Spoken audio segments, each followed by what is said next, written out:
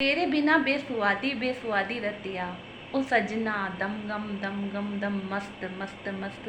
तेरे बिना क्या जीना जी। ऐश्वर्या राय और अभिषेक बच्चन जी की जब ये मूवी आई थी और ये गाना था तो क्या सुंदर लग रही थी पेयर, कितना सुंदर पेयर लग रहा था। लेकिन रिसेंटली कुछ लोगों ने ऑब्जर्वेशन किया है कि अंबानी की शादी में ऐश्वर्या राय और उनकी आराध्या अलग आई थी और अभिषेक बच्चन अलग आए थे। जब इनकी शादी की न्यूज़ आई थी कि ऐश्वर्या राय अभिषेक बच्चन से 1-2 साल बड़ी हैं और आपस में शादी करें, वो तो एक नॉर्मल सी बात है। अब जब ऐश्वर्या राय 50 को छू रही हैं और अभिषेक बच्चन भी 50 के ही आसपास हैं, इन दोनों में डिवोर्स हो रहा है। इस डिवोर्स का क्या रीज़न हो सकता है, क्या कारण हो सकता है, ये मैं आपको बताती हूँ। देखिए, कोर्ट में डिवोर्स के केसेस की फाइलें क्रिमिनल केस से ज़्यादा ही पड़ी हैं। घरेलू मामले बहुत ज़्यादा हैं।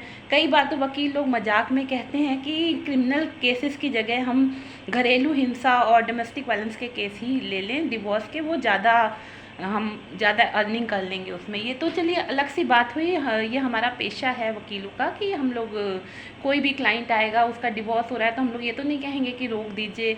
हम लोग तो जो हमारा प्रोसेस है, जो हमारा क्लाइंट कहेगा, हम उसके अनुकूल चलेंगे। ये ग्रे हेयर डिवोर्स क्या है मैं आपको बताती हूँ। जब आपकी उम्र 40-50 के पास होने लगती है, तो आप मैरिजेस ही इतनी देर से हो रही हैं, आप 40 के पास में आकर के आप डिवोर्स लेते हो, तो इसे ग्रे हेयर डिवोर्स कहते हैं।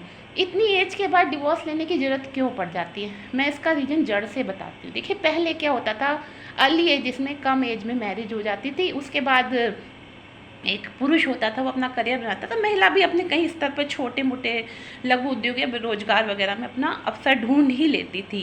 और कुछ महिलाएं आगे अग्रसर भी हो जाती थी, उसमें कोई बुरी बात नहीं है। कुछ गवर्नमेंट जॉब में चली जाती थी, कुछ घर में ही रहती थी, बच्चों का लालन पालन करती थी।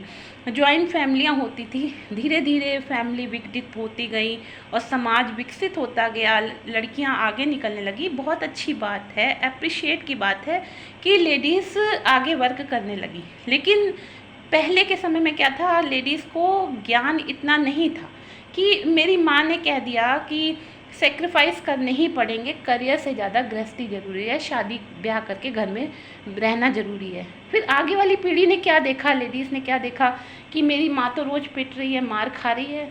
अगर वो शारीरिक रूप से मार भी नहीं खा रही है तो उन्होंने ये देखा कि अब्यूज़ हो रहा है या उनके संग ठीक व्यवहार नहीं हो रहा है, पैसे भी उनको भीख की तरह मांगने पड़ रहे हैं, तो उन्होंने कहा इससे अच्छा तो मैं खुद डिपेंड हूँ अपने ऊपर, अपने सेल्फ डिपेंडेंट हूँ और मैं खुद वर्क करूँ तो ज़्यादा सही रहेगा।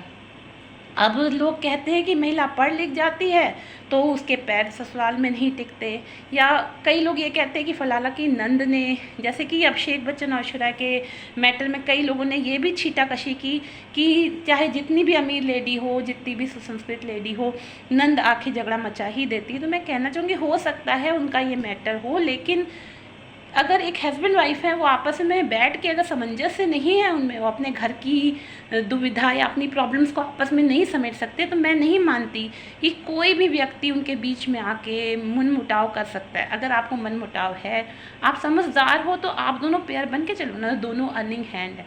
मैं तो ये कहती हूँ वो लोग दोनों अर्निंग हैंड में है, और जितने भी कपल्स हैं सब अर्निंग हैंड होते हैं, तो कोई दूसरा व्यक्ति या तीसरे व्यक्ति नंद की वजह से, देवर की वजह से झगड़ा क्यों हो पाएगा, या किसी की साली की वजह से, वो सिस्टर इन लॉ कहते हैं उनको, तो उनकी वजह से या मदर इन लॉ की वजह से क्यों झगड़ा होगा, सास ससुर की वजह से क्यों झगड़ा होगा। अगर आप अपने में सक्षम हैं तो कोई झगड़ा नहीं करा सकता। इसलिए मैं तो ये खंडन करती हूँ कि ग्रे हेयर वेडिंग यहाँ पे हो रही है।